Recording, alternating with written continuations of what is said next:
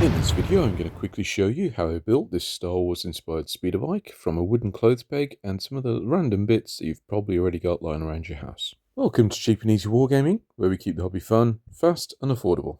And if you're the kind of person who would like to see other wargaming miniatures made from clothes pegs, then please don't forget to subscribe to this channel, where I have a playlist of just that. So take your humble wooden clothes peg and separate it into two parts. This one, as you can see, is well worn, but you would arguably get a better result at the end if you used a newer, fresher one. In this prototype I made up, you can see that I didn't actually sand down or smooth anything off. I just kept those square edges. That was how I was originally going to put these together, but then I thought as a last minute thing I'd just try giving it a sand down, smooth them off a little bit just to round off the front of the bike. This bit does take a little bit of trial and error, just checking how far you've got, but it gives such a better result. In order to know exactly where you need to cut, the manufacturer very kindly left a groove in the peg. How you cut this depends on what tools you've got. Here I'm using some cutters, but a hacksaw or even a Stanley blade should still be able to do it. If you sand off where you just made that cut at the back as well, that will also give you a nicer surface for painting on. I'm going to use this block end of the zip tie just to be the main body of the engine. Cutting a length of the strip, that will just give it some extra surface area to glue to the main body of the bike. You'll see this also gives an extra surface for the cocktail sticks to stick to shortly and keeps them parallel. I will glue this block just below where the driver sits, and that will give a nice little corner at the back there for the footplate bars to fit into. Those two sticks that stick out the front that hold the stabilizers, they are just going to be two simple cocktail sticks. And here I'll use that black zip tie just to be able to line it up again. Obviously this makes sure they are both parallel to each other and that they've got an extra surface to glue on as well, just to keep them steady. Just eyeballing how long I think they need to be, holding them both together as I cut them so they're both the same length, and they can simply be glued into place there.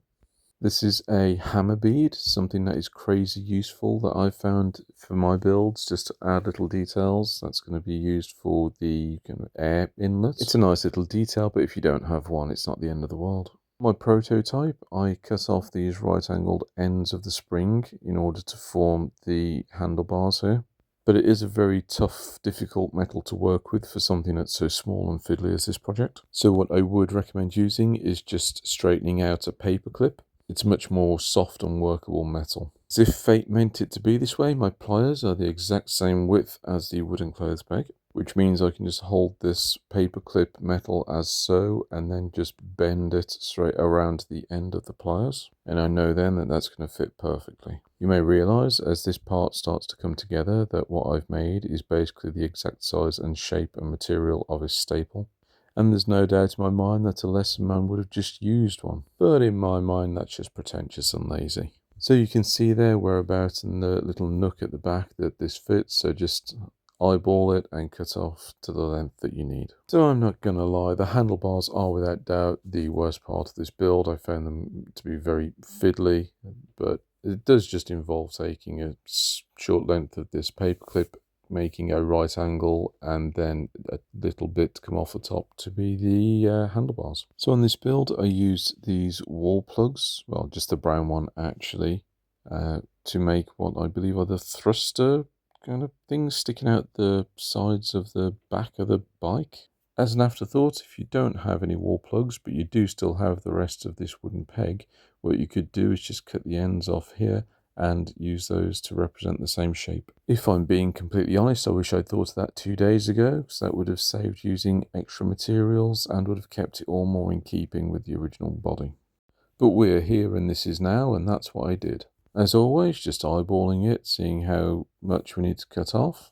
And back to these trusty cutters that I picked up from the car boot sale for 50p last year, and they have been an absolute game changer. With the thrustery bits glued into place, we're starting to get something now that resembles a speeder bike, even if somewhat ramshackled. And for the final details, all we need is a simple bit of card. Firstly, we just need a small square that's going to fit underneath these stabilizers here. and then 2 slightly offset squares just to form the, well, what I originally thought was stabilizers, but I've just looked at the anatomy of these speeder bikes and they are steering vanes. 2 more tiny little squarey rectangle shapes to be the foot plates, and what it turns out are actually the altitude controls. And 2 more squares for these little flaps on the back here that, if anything, look like they're just going to make it crash straight into the floor, but yeah, they do look cool. There's all kinds of things you can use to make the stand that has it raising off the base, but I'm going to keep it real by using the wall plug that we've already got lying around.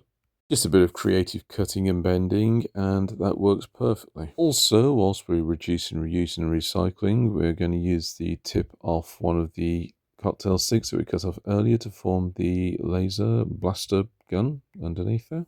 And as always, I'm sticking it to a poker chip as the base. Gives it some extra weight, and I've still got more of those poker chips than I know what to do with. As far as the painting goes for this thing, there's nothing you need me to tell you here. It's just black and brown really, and then any details that you want to do.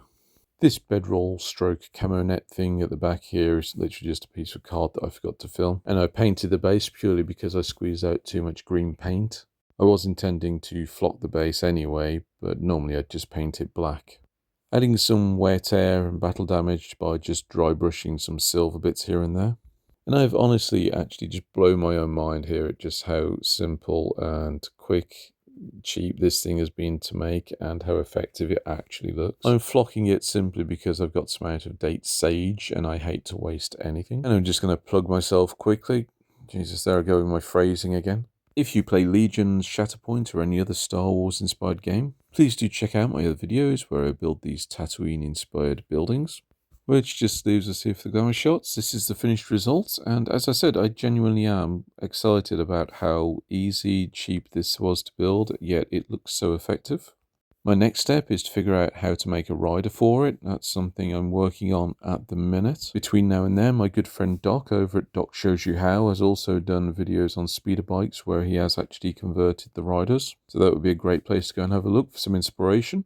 But until next time, I hope you've enjoyed this video. I really hope you've taken something from it. If you have found it worthwhile, enjoyable, or inspiring, help to get videos like this out there, and it's also one step closer to my ultimate plan of total world domination.